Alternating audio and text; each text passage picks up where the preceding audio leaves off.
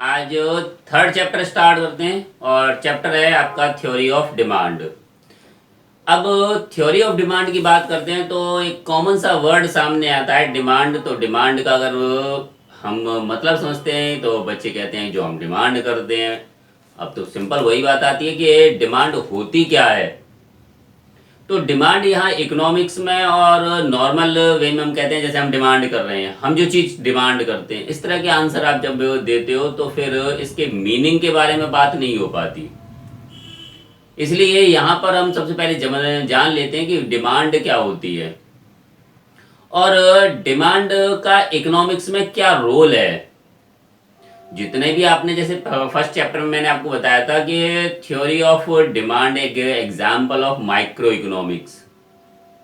फिर मैंने आपको बताया था कि it is also known as price theory and it determines with the help of demand and supply. तो यहाँ पर वो जो प्राइस डिटर्मिनेशन का कॉन्सेप्ट है, उस कॉन्सेप्ट में पहला कंपोनेंट जो है वो डिमांड है। अच्छा बच्चों, एक और चीज, जब से हम सेकेंड चैप्टर हमने स्टार्ट किया है तो हम केवल और केवल कंज्यूमर के बिहेवियर के बारे में बात कर रहे हैं। पहले हमने कंज्यूमर के सेटिस्फेक्शन के बारे में बात की थी, अब हम कंज्यूमर के प्रोडक्ट की डिमांड के बारे में बात करेंगे कि कंज्यूमर किन प्रोडक्ट को किस कंडीशन में परचेज करता है। यहाँ पर डिमांड वाली बात आती है तो डिमांड के लिए एक सिंपल डेफिनेशन है। It refers to the desire और the necessity which have ability to purchase, willingness to pay at a certain time, certain price and certain place. मैं आपके लिए लिख देता हूं।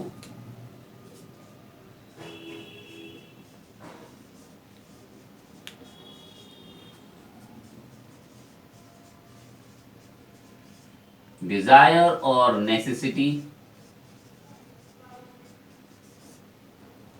तो सबसे पहली चीज क्या है कि कंज्यूमर के पास किसी भी कमोडिटी को परचेज करने के लिए एक वांट होनी चाहिए, एक डिजायर होनी चाहिए या नीड होनी चाहिए। जब कंज्यूमर किसी भी प्रोडक्ट को परचेज करता है तो देखा होगा कभी कभार जब आप अपने मम्मी पापा के साथ बाजार जाते हो और कहते हैं पापा ये बहुत अच्छा लग रहा है दिला दो, तो वहां आपकी डिजायर है, वो वांट है आपकी, जो आप उसको परचेज करने चाहते हो।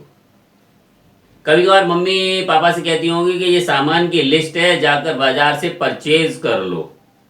तो फिर वो उस टाइम पीरियड में उस फैमिली की, उस हाउस होल्ड फैमिली की क्या है, वो नीड है, नेसेसिटी है कि वो उतना सामान उनको चाहिए। तो अक्सर कर देखा होगा मम्मी महीने में, हफ्ते में, 15 दिन में एक लिस्ट पापा को पकड़ा देती हैं। वो उस परिवार की नीड है। तो सबसे पहले मैंने कहा इट रेफर्स टू डिजायर और नेसेसिटी। दो चीजें बताई, एक आपकी वांट है, आप चाहते हो कि वो परचेज हो जाए। कभी कभार पापा को मम्मी जब लिस्ट पकड़ा देती हैं तब उस टाइम पीरियड में आपने देखा होगा कि आप बच्चे मम्मी से या पापा से कहते पापा ये और साथ में ले आना, कॉफी और साथ में ले आना, मैगी साथ में ले आना। मम्मी की लिस्ट में मैगी नहीं थी, कॉफी नहीं थी और वो परचेज कर ली, तो वो क्या है, डिजायर है, वो वांट है। मम्मी ने तो गरम मसाला मंगाया था, तेल मंगाया था, वो उनकी नीड थी, और आपने कॉफी और मैगी मंगा ली, वो आपकी डिजायर है। तो यहां पर मैंने लिखा it refers to the desire और नेसेसिटी। अब उसमें क्या क्या होना चाहिए, सबसे पहले which have ability to purchase. तो जो सामान की लिस्ट मम्मी ने पापा को दी है तो पापा के पास उतना सफिशिएंट अमाउंट पॉकेट में होना चाहिए टू परचेज। अगर उस लिस्ट से 2000 रुपए का सामान आता है तो पापा के पास 2000 रुपए होने चाहिए।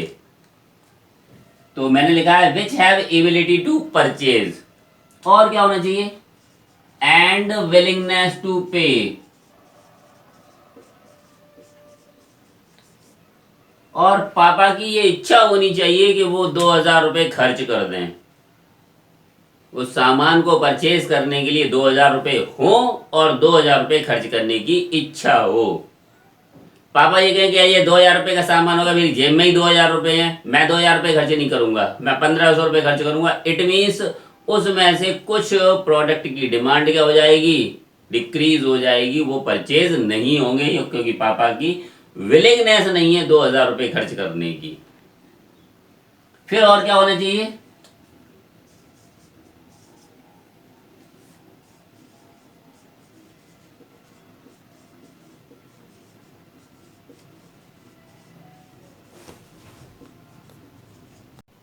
और साथ में क्या होना चाहिए, प्रोडक्ट की प्राइस होनी चाहिए। अब ऐसा नहीं कि जैसे आप पड़ोसी के यहाँ से मांग लाए, क्लासरूम में बैठे हैं, आपका पेन खत्म हो गया, आपने डिमांड कर दी, क्योंकि डिमांड का मतलब क्या है, मांगना। आपने पड़ोसी अपने फ्रेंड से मांग लिया, वो समय वो डिमांड नहीं है, क्योंकि आपने उस पर मनी अमाउंट स्पेंड नहीं किया, केवल और केवल अपना कुछ जरूरतों को पूरा किया। लेकिन इकोनॉमिक्स में उस प्रोडक्ट के लिए उस प्राइस को पे करना भी जरूरी है। उस प्रोडक्ट के लिए प्लेस होना चाहिए कि वो प्रोडक्ट कहाँ पर मिलेगा, और वहीं से उस प्रोडक्ट को परचेज करने जाएंगे। जैसे अगर आपको मोबाइल परचेज करना है तो मोबाइल शॉप पर जाना पड़ेगा, उसके लिए आप सब्जी मंडी चले जाओगे तो मोबाइल परचेज नहीं होंगे। ऐसी डिज़ायर, ऐसी नीड, ऐसी विलिंगनेस, ऐसी टू एबल टू परचेज किसी काम की नहीं है, जो कि आप पर्टिकुलर प्लेस पर नहीं गए। फिर उसके बाद आता है टाइम। टाइम भी एक एसेंशियल रोल प्ले करता है फॉर डिमांड। अब अगर टाइम की बात की जाती है तो आपको जब ज़रूरतें पड़ती हैं, वो ज़रूरतें आपको उस प्लेस पर उस टाइम पीरियड में अवेलेबल होनी चाहिए।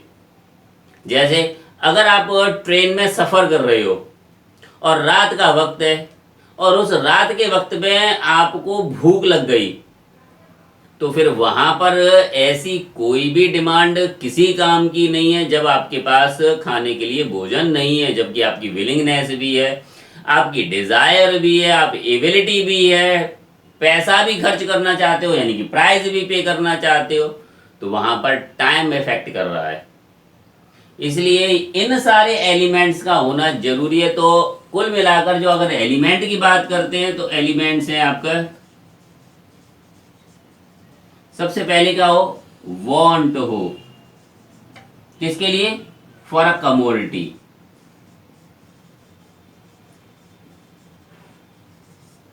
किसी भी कमोडिटी या सर्विस के लिए आपकी एक वांट हो, आपकी एक डिजायर हो, आपकी एक नीड हो, तब दूसरी चीज क्या होनी चाहिए, वो होनी चाहिए एबिलिटी।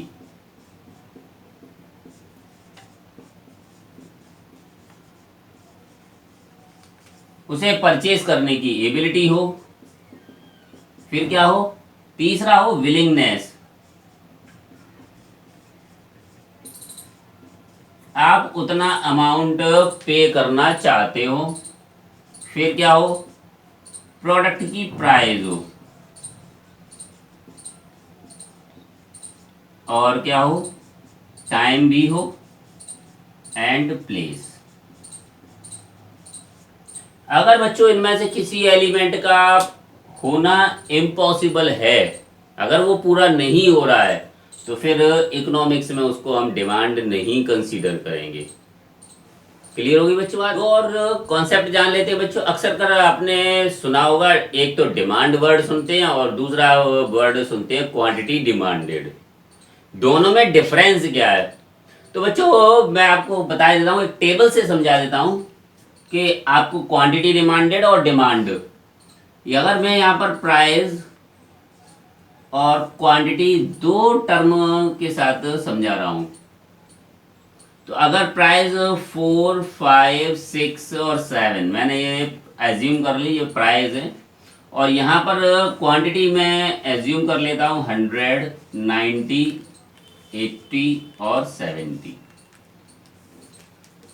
तो क्वांटिटी डिमांडेड और डिमांड में डिफरेंस क्या है, तो सबसे पहला है कि अगर डिमांड की बात की जाती है तो वहाँ पर total demand by the various prices consumer purchase various quantities at various prices and purchasing at various quantity, that is called demand। तो जो होल डिमांड शेड्यूल है, टेबुलर रिप्रेजेंटेशन है, पूरा का पूरा टेबुलर रिप्रेजेंटेशन, ये कहलाएगा ये पूरा का पूरा कहलाएगा डिमांड। और अगर मैं इसमें से केवल 5 रुपीज पर 90 यूनिट परचेज करता हूं तो ये कहलाएगा क्वांटिटी डिमांडेड। यानी कि अगर वेरियस प्राइजेस पर वेरियस क्वांटिटीज परचेज करता है एक कंज्यूमर, या मार्केट में वो वेरियस प्राइजेस पर वेरियस क्वांटिटीज परचेज करता है, तो फिर वो कहलाता है आपका डिमांड। और यहाँ पर अगर क्वांटिटी डिमांडेड की बात की जाती है तो वो स्पेसिफिक प्राइस पर स्पेसिफिक क्वांटिटी परचेज करता है, तो फिर वो कहलाती है क्वांटिटी डिमांडेड। ठीक है, तो यहाँ क्वांटिटी डिमांडेड की डेफिनेशन क्या हो गई? क्वांटिटी डिमांडेड की डेफिनेशन क्या होगी? कंज्यूमर परचेज दैट क्वांटिटी या specific quantity eight specific price. तो वो जो गुड उसने परचेज की है उस गुड की एक स्पेसिफिक क्वांटिटी, और उस स्पेसिफिक क्वांटिटी पर उसने जो पे किया है वो स्पेसिफिक प्राइस पर, यानी कि 5 रुपए पर वो 90 यूनिट परचेज कर रहा है, तो वो हो गई क्वांटिटी डिमांडेड। डिमांड के लिए क्या होगा? जस्ट आप जो स्पेसिफिक वर्ड है वहां वेरियस वर्ड यूज कर लो, बाकी सारा का सारा सेम आ जाएगा। यानी कि consumer purchase the various quantities of a good at various prices. वहां आपने यूज किया था consumer purchase a specific quantity eight specific price, यहां पर various quantities at various prices कर लो, तो आपका ये बन जाएगा डिमांड। तो बच्चों ये डिफरेंस पूछ लेते हैं, what is the difference between demand and quantity demanded. एक और बात है बच्चों, वो आगे आपको आएगा, वैसे मैं आपको यही बता देता हूँ कि एक आएगा चेंज इन डिमांड और चेंज इन क्वांटिटी डिमांडेड, वहां डिफरेंस आएगा, वो दूसरा कॉन्सेप्ट है। लेकिन यहाँ अगर चेंज वर्ड नहीं आता, केवल और केवल आ जाएगा what is the difference between quantity demanded and demand, तो आपको बस इतना ही याद रखना है कि quantity demanded at specific price और demand by various prices. Okay, अब बच्चों एक और कॉन्सेप्ट है, वो है आपका इंडिविजुअल डिमांड और मार्केट डिमांड। तो इंडिविजुअल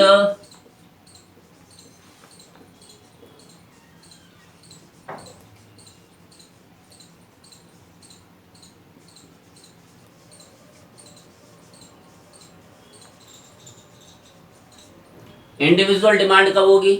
जब एक कंज्यूमर एक कमोडिटी की वेरियस प्राइसेस पर वेरियस क्वांटिटी परचेज करेगा तो वो कहलाएगी इंडिविजुअल डिमांड।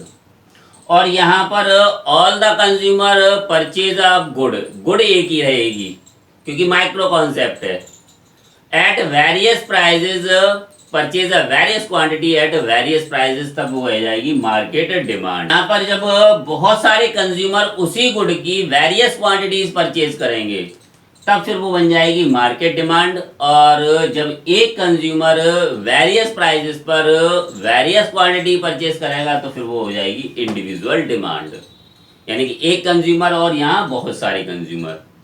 ठीक है, अब नेक्स्ट टॉपिक पर बढ़ते हैं बच्चों, वो है आपका factors affecting individual demand. Next topic पढ़ लेते हैं। नेक्स्ट टॉपिक है फैक्टर्स अफेक्टिंग डिमांड। यहाँ पर आपको दो डिमांड पढ़नी है, एक मार्केट डिमांड और दूसरी है इंडिविजुअल डिमांड। यानी कि वो फैक्टर्स जो इंडिविजुअल डिमांड को अफेक्ट करें, वो सारे फैक्टर्स पढ़ने, और वो सारे फैक्टर्स पढ़ने हैं जो मार्केट डिमांड को अफेक्ट करें। अब पहले तो ये जान लेते हैं कि इंडिविजुअल डिमांड क्या है। तो इंडिविजुअल डिमांड है आपकी एक कंज्यूमर जब वेरियस प्राइसेस पर एक कमोडिटी की वेरियस क्वांटिटीज परचेज करता है तो फिर वो कहलाती है इंडिविजुअल डिमांड। वहीं पर मार्केट डिमांड क्या होता है? वही मार्केट डिमांड में प्रोडक्ट तो वही होगा, यानी कि एक ही कोई प्रोडक्ट हो सकता है, उस एक प्रोडक्ट की वेरियस कंज्यूमर वेरियस प्राइसेस पर वेरियस क्वांटिटीज परचेज करेंगे तो वो कहलाएगी मार्केट डिमांड। जैसे अगर बाजार में आप शुगर परचेज करके लाते हो तो शुगर आप वेरियस प्राइसेस पर परचेज करके लाते हो वेरियस क्वांटिटीज, तो एक कंज्यूमर ने परचेज किया तो फिर वो हो जाएगा इंडिविजुअल डिमांड। लेकिन शुगर बाजार से बहुत सारे कंज्यूमर परचेज करते हैं और उनकी हर एक की क्वांटिटीज क्या होती हैं? वेरियस होती हैं। दूसरा, वो वेरियस प्राइसेस पर भी वेरियस क्वांटिटीज परचेज करते हैं, तो उनकी टोटल डिमांड कहलाएगी मार्केट डिमांड। तो बच्चों यहाँ पर सबसे पहले स्टार्ट करते हैं इंडिविजुअल डिमांड को अफेक्ट करने वाले फैक्टर्स। तो सबसे पहला जो मेन रोल प्ले करता है वो प्रोडक्ट की प्राइस रोल प्ले करती है, किसमें, बाजार को या मार्केट के डिमांड को अफेक्ट करने के लिए। तो डिमांड के साथ प्राइस का इनवर्स रिलेशन होता है। अगर प्राइस इंक्रीज होती है तो डिमांड डिक्रीज होती है। जैसे अभी रिसेंटली आप देखो कि बाजार में आप जब सब्जी लेने जाते हो तो प्राइसेस क्या हैं, ज़्यादा हैं। जैसे आपने आलू परचेज किया तो आलू अब आज के टाइम पीरियड में 30 to 35 रुपीज़ चल रहा है। तो जो पहले आप 30 to 35 रुपीज़ में 2 kg आलू परचेज कर लेते थे, अब आप उसकी क्वांटिटी क्या करेंगे, कम कर देंगे। अब आप उसको 1 kg परचेज करेंगे। तो इससे क्या हुआ, प्राइस तो राइज हो गए और क्वांटिटी क्या हो गई, डिक्रीज हो गई। तो प्राइस और डिमांड के बीच में क्या होता है, इनवर्स रिलेशन होता है, यानी कि price of the good rises then demand of the product falls and vice versa. अगर डायग्रामेटिकल देखा जाए तो डायग्रामेटिकल इनवर्स रिलेशन है, हम कई बार डिस्कस कर चुके हैं। जब भी इनवर्स रिलेशन होगा तो जो स्लोप होगा वो डाउनवर्ड बनेगा। ये आपका डाउनवर्ड स्लोपिंग है। अगर मैं ये मान लेता हूं कि ओपी इनिशियल प्राइस है तो इसकी ओक्यू क्वांटिटी क्या होगी, इनिशियल होगी। अगर प्राइजेस इसकी फॉल हो जाती हैं और ये P1 पर पहुंचती हैं तो क्वांटिटी Q से बढ़कर Q1 पर पहुंच जाएगी, यानी कि fall in price increase in quantity, showing the inverse relation. Clear बच्चों। दूसरा है प्राइस ऑफ रिलेटेड गुड।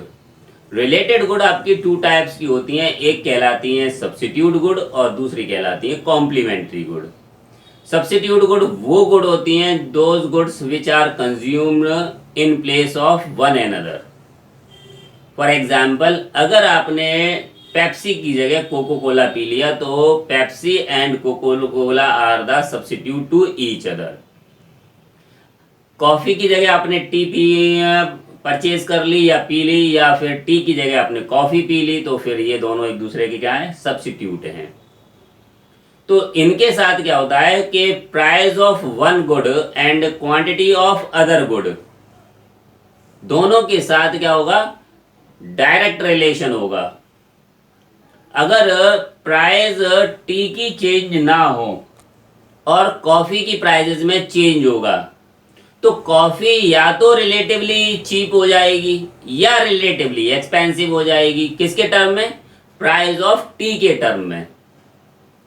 जैसे अगर मैं एज्यूम कर लेता हूं कि अगर मेरे प्राइस टी के 60 रुपीज हैं, वहीं जो इनिशियल प्राइस था वो आपका 100 रुपीज था कॉफी का। अब प्राइजेस चेंज किसके हुए, वो चेंज हुए आपके कॉफी के, जबकि टी की प्राइस में कोई चेंज नहीं हुआ और प्राइस इसके फॉल होकर क्या हो गए, 80 रुपीज आ गए। तब क्या होगा, कंज्यूमर कॉफी की क्वांटिटी को क्या करेगा, बढ़ा देगा और टी की क्वांटिटी को क्या कर देगा, घटा देगा। तो इसके साथ क्या हो गया, डायरेक्ट रिलेशन हो गया। कैसे, यहां पर प्राइस टी की चेंज नहीं हुई, केवल क्या हुई, कॉफी की प्राइस चेंज हुई, तो फिर टी की डिमांड क्या हो जाएगी, डिक्रीज हो जाएगी और इस वजह से जो डिमांड कर्व है टी का वो क्या होगा, लेफ्टवर्ड शिफ्ट हो जाएगा।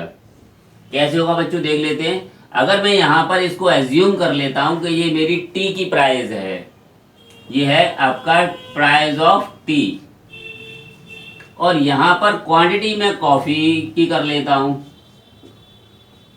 तो क्या होगा, या फिर इसको शिफ्ट वाला पढ़ते हैं तो यहां पर हम टी की क्वांटिटी ही लेते हैं। तो क्या होगा, जब प्राइस कॉफी की डिक्रीज हुई, क्या हुआ, वो 100 से घटकर 80 हो गया, तो फिर ये जो डिमांड कर्व है ये लेफ्टवर्ड शिफ्ट हो जाएगा और एक नया डिमांड कर्व बनेगा D1, जहां पर पहले OQ क्वांटिटी परचेज कर रहा था, अब वो क्वांटिटी परचेज करेगा OQ1 जो लेस देन होगी Q से। अब ऐसा क्यों करेगा कंज्यूमर, आमतौर पर क्या होता है बच्चों कि जब आप जो नॉर्मल बिहेवियर है कंज्यूमर का, वहां देखा होगा कि अगर आपने 1 कप कॉफी कंज्यूम कर ली, वहीं आप मोर देन 1 कप टी पर कंज्यूम कर सकते हैं। यानी कि 1 cup coffee equals to 2 cup of tea. ऐसा नॉर्मल बिहेवियर हो सकता है।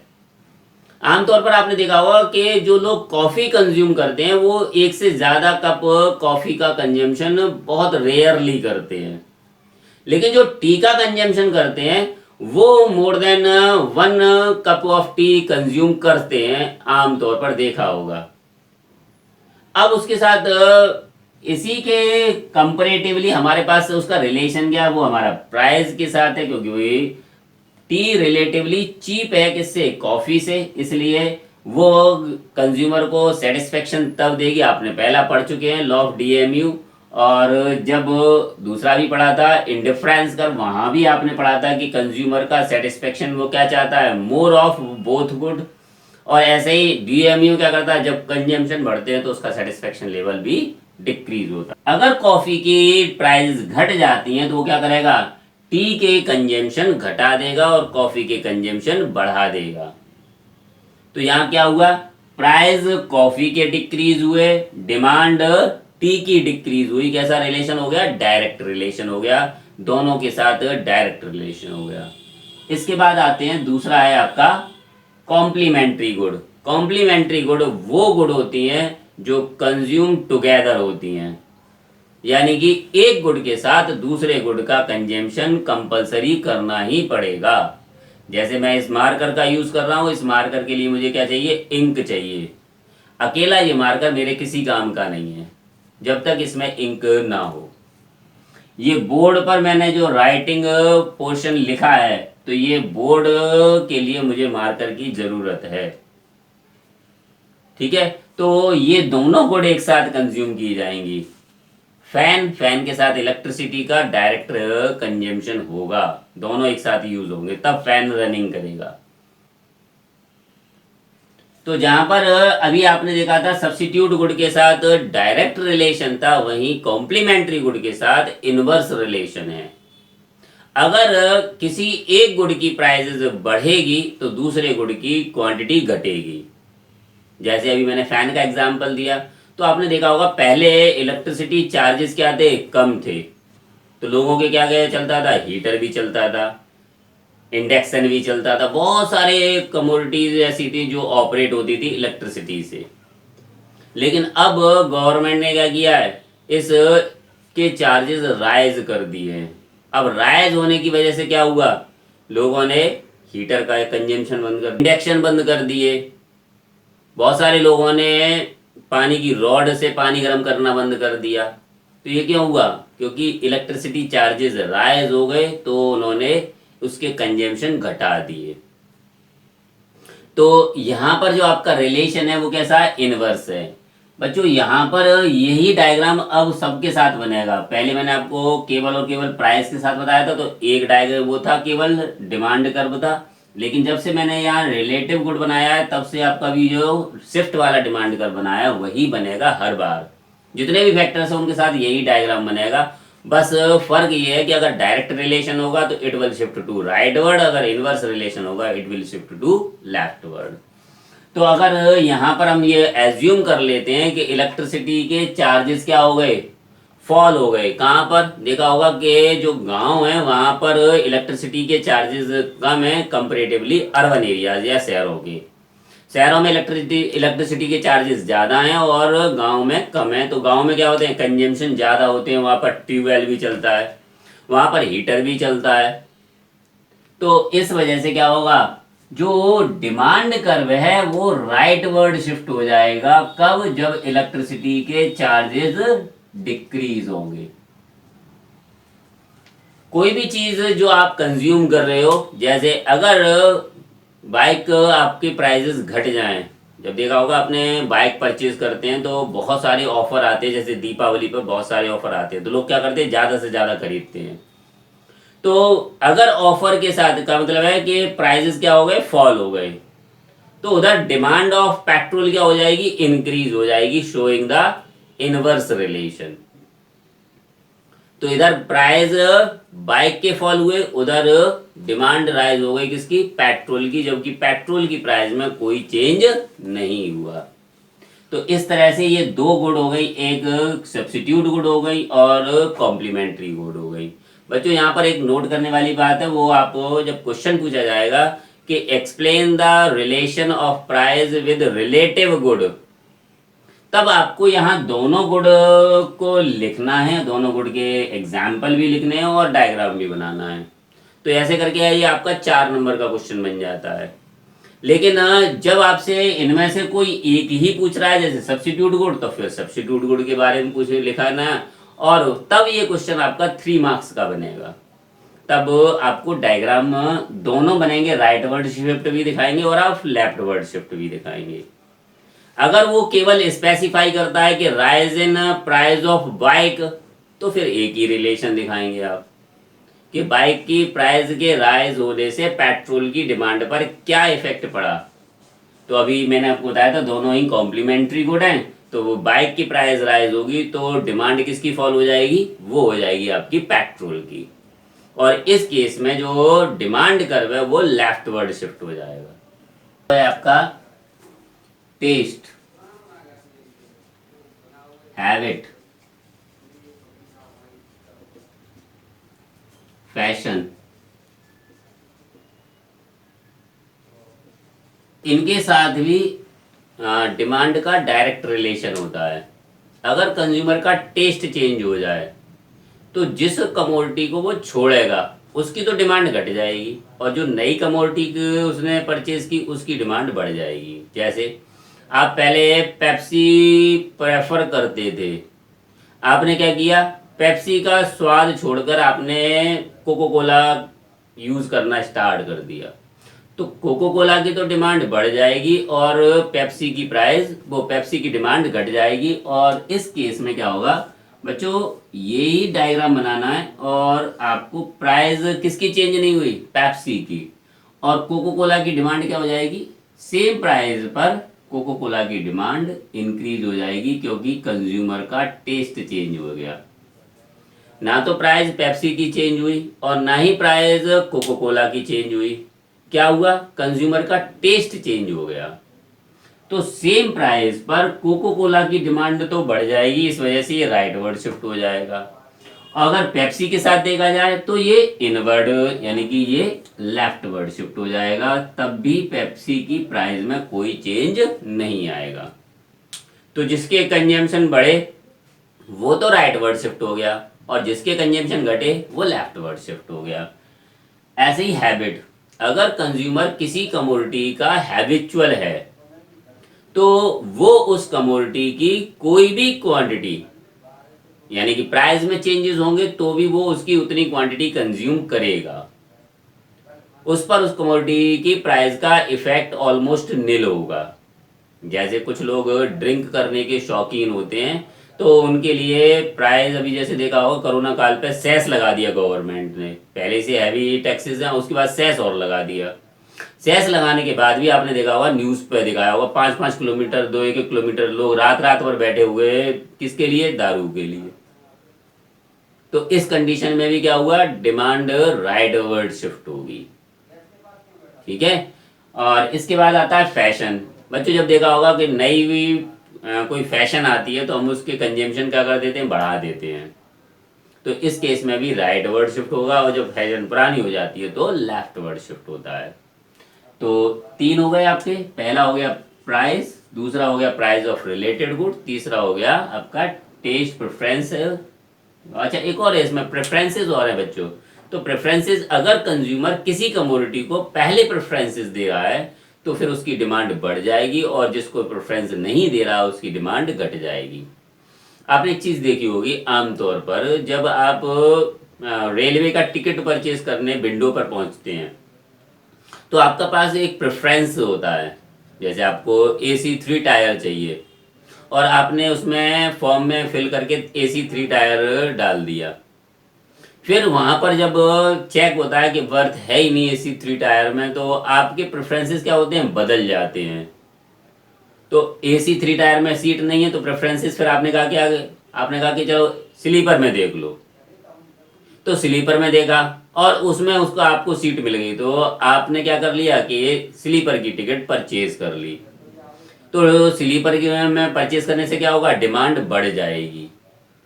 अगर अंदर आपसे कहता है कि स्लीपर में सीट है, एसी 3 टायर में है नहीं, और वो आप कह देते हो कि नहीं स्लीपर में नहीं चाहिए, एसी 3 टायर में हो तो ठीक है, तो फिर वो कहता है कि आपने कहा कि एसी 2 सेकंड एसी में देख लो, 2 टीयर में देख लो, तो फिर उसकी डिमांड बढ़ जाएगी और डिमांड घट जाएगी किसकी, स्लीपर की। तो जब कंज्यूमर के प्रेफरेंसेस होते हैं उस कमोडिटी की डिमांड बढ़ जाती है, और जब कंज्यूमर के प्रेफरेंसेस उस कमोडिटी पर नहीं होते तो डिमांड घट जाती है। बढ़ने के केस में राइट वर्ड शिफ्ट होता है और घटने के केस में लेफ्ट वर्ड शिफ्ट होता है। ओके बच्चों, इसके बाद आता है फोर्थ है income, income of the consumer. अब कंज्यूमर की इनकम के बेसिस पर कमोडिटी हो जाती है आपकी दो, एक हो जाती है आपकी नॉर्मल गुड और दूसरी हो जाती है इंफीरियर गुड।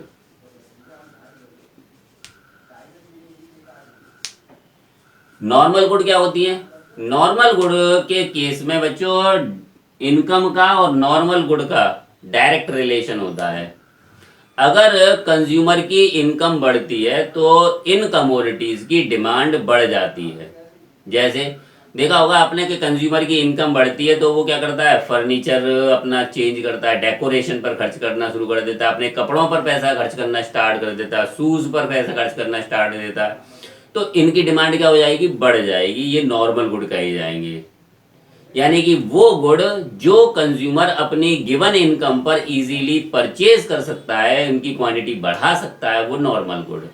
वैसे आमतौर पर बच्चों होता क्या है कि हर गुड नॉर्मल है, इंफीरियर और सुपीरियर है, वो डिपेंड है इनकम पे। अगर कंज्यूमर आसानी से उसे खरीद रहा है तो नॉर्मल गुड है, अगर खरीदना पसंद नहीं कर रहा तो इंफीरियर है, और खरीद नहीं सकता तो वो सुपीरियर है।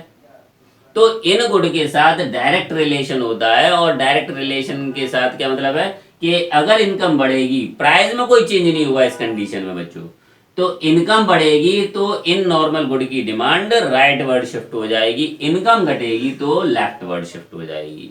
जैसे अभी कोरोना काल में बहुत सारे लोगों को अनएम्प्लॉयमेंट मिला, तो इनकम क्या हो गई, कम हो गई, तो लोगों ने परचेजिंग क्या कर दी, कम कर दी। अगर ये इनकम बढ़ जाए तो क्या होगा, वो परचेजिंग बढ़ा देंगे और ये राइट वर्ड शिफ्ट हो जाएगा। इंफीरियर गुड के साथ क्या होता है, इनवर्स रिलेशन होता है इनकम का। इन कमोडिटी को कंज्यूमर परचेज करना पसंद नहीं करता, क्योंकि वो ये फील करता है कि ये कमोडिटीज की क्वालिटी कम है। तो इसमें टोन मिल्क है, जैसे नॉर्मल गुड अगर हम कहें फुल क्रीम मिल्क का नॉर्मल गुड हो गई, और टोन मिल्क आपका हो गया इंफीरियर गुड हो गई। तो अगर इनकम बढ़ गई तो कंज्यूमर टोन मिल्क नहीं परचेज करेगा, तो उसकी डिमांड क्या हो जाएगी, डिक्रीज हो जाएगी, और इस केस में जो डिमांड कर्व है गिवन प्राइस पर लेफ्ट वर्ड शिफ्ट हो जाएगा।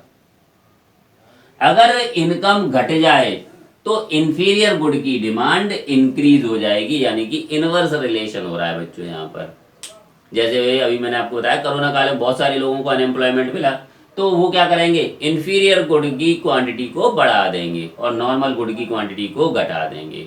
तो यहाँ पर एक तो इनकम घटी और डिमांड इंफीरियर की क्या हो गई, बढ़ गई, दोनों के साथ रिलेशन क्या हो गया, इनवर्स। और यहाँ क्या हो रहा था, इनकम बढ़ रही थी तो डिमांड बढ़ रही थी, इनकम घट रही थी तो डिमांड घट रही थी। कैसा रिलेशन हो गया, डायरेक्ट।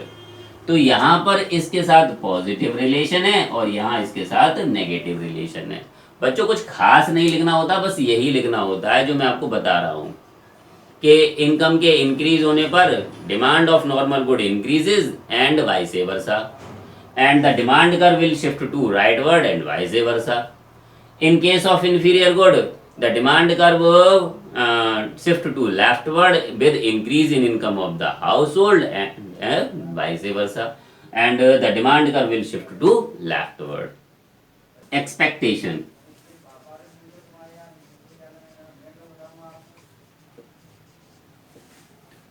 कभी कभार कंज्यूमर क्या करता है, ये एक्सपेक्ट करता है कि प्रोडक्ट की प्राइस फ्यूचर में चेंज होगी, तो उसकी डिमांड प्रेजेंट में चेंज हो जाती है। जैसे अगर जैसे आपको मालूम होगा कि वीट कब आएगा, वीट आएगा आपका जब होली हो जाती है, यानी कि मार्च महीने के बाद, अप्रैल में, मई में। तब कंज्यूमर को ये पता होता है कि जब वीट बाजार में आएगा तो उसकी प्राइसेस क्या हो जाएंगी, फॉल हो जाएंगी। और उस टाइम पीरियड में बहुत सारी फैमिलीज ऐसी हैं जहां पर उनका पूरी साल का स्टॉक करके रखा जाता है वीट। अब ऐसा क्यों होता है, तो सिंपल, मैंने अभी आपको बताया था, इनवर्स रिलेशन होता है। वीट की प्राइस डिक्रीज हुई, उधर क्वांटिटी क्या हो गई, इंक्रीज हो गई। इस टाइम पीरियड में कोई भी वीट का स्टोर करके नहीं रखेगा। वीट बहुत बड़ी क्वांटिटी में, जैसे आपने देखा होगा मार्च अप्रैल या मई में आपके यहाँ खरीदा जाता है, वो इस टाइम पीरियड में उतनी क्वांटिटी में नहीं खरीदा जा रहा होगा। क्यों? क्योंकि इस टाइम पीरियड में वीट की प्राइस क्या हो जाती है, राइज हो जाती हैं। अभी रिसेंटली कुछ एक्सेप्शन केसेस हैं, तो जैसे अभी कोरोना काल चल रहा है, तो वीट की प्राइसेस जो पहले प्राइसेस थी उससे कम हो गई हैं। उसका रीज़न क्या है? उसका रीज़न है आपके पास सोर्स ऑफ इनकम नहीं है, और गवर्नमेंट क्या दे रही है, फ्री ऑफ कॉस्ट पर आपको वीट दे रही है विद पीडीएस सिस्टम। इस वजह से हो सकता है कि ये डिक्रीज हो गई है, लेकिन आम तौर पर ऐसा नहीं होता नॉर्मल केसेस में। तो अगर कंज्यूमर एक्सपेक्ट करता है कि फ्यूचर में प्राइसेस बढ़ेंगे, तो वो क्या करेगा, उस कमोडिटी की डिमांड प्रेजेंट में बढ़ा देगा। और अगर ऐसा लगता है कि फ्यूचर में प्राइसेस फॉल होंगे, तो प्रेजेंट में घटा देगा। फिर वो जब फ्यूचर में जब प्राइसेस कम हो जाएंगे तो उसकी क्वांटिटी को बढ़ा देगा। ठीक है बच्चों, ये आपके 5 हो गए इंडिविजुअल डिमांड के डिटर्मिनेंट्स या फैक्टर्स अफेक्टिंग डिमांड।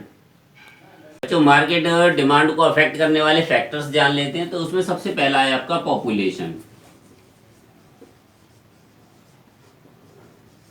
दूसरा है डिस्ट्रीब्यूशन ऑफ इनकम,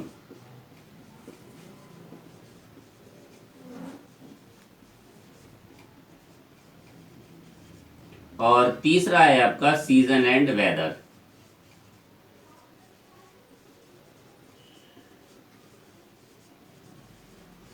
ये आपके मार्केट डिमांड को अफेक्ट करने वाले फैक्टर्स हैं। इसमें सबसे पहले पॉपुलेशन। तो बच्चों, जिस कंट्री में ज़्यादा लोग हैं वहाँ डिमांड ज़्यादा है, और जहाँ कम है वहाँ डिमांड कम है। यानी कि पॉपुलेशन के साथ डिमांड का डायरेक्ट रिलेशन होता है। जहाँ नंबर ऑफ पीपल ज़्यादा होंगे तो डिमांड ज़्यादा होगी, अगर नंबर ऑफ पीपल कम होंगे तो डिमांड कम होगी। इस केस में जब ज़्यादा होगा तो बच्चों वो डायग्राम सेम ही बनना है। ये आपका राइट वर्ड शिफ्ट या leftward shift at given price. Price में कोई चेंज नहीं होने वाला। अगर पॉपुलेशन कम है तो क्वांटिटी घट जाएगी, अगर पॉपुलेशन ज़्यादा है तो क्वांटिटी बढ़ जाएगी, और ये इनिशियल क्वांटिटी है। तो इस तरह से गिवन प्राइस पर ये राइट वर्ड या लेफ्ट वर्ड शिफ्ट हो जाएगा। अगर पॉपुलेशन ज़्यादा होगी तो राइट वर्ड शिफ्ट हो जाएगा, और पॉपुलेशन डिक्रीज होगी तो लेफ्ट वर्ड शिफ्ट हो जाएगा। डिस्ट्रीब्यूशन ऑफ इनकम के साथ भी डायरेक्ट रिलेशन होता है। अगर इनकम का डिस्ट्रीब्यूशन इवन यानी कि इक्वल है तो demand curve right word shift हो जाएगा। बच्चों, तुमने देखा होगा ज़्यादातर जो पॉश कॉलोनीज होती हैं वहाँ पर सारे लग्जरियस प्रोडक्ट आपको मिलेंगे, कार मिलेगी, एसी मिलेगी, और बहुत सारी फैसिलिटीज़ मिलेंगी।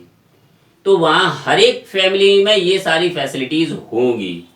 अगर हर एक घर में कार है तो डिमांड क्या होगी, पेट्रोल की बढ़ेगी। तो इस केस में ये राइट वर्ड शिफ्ट हो जाएगा।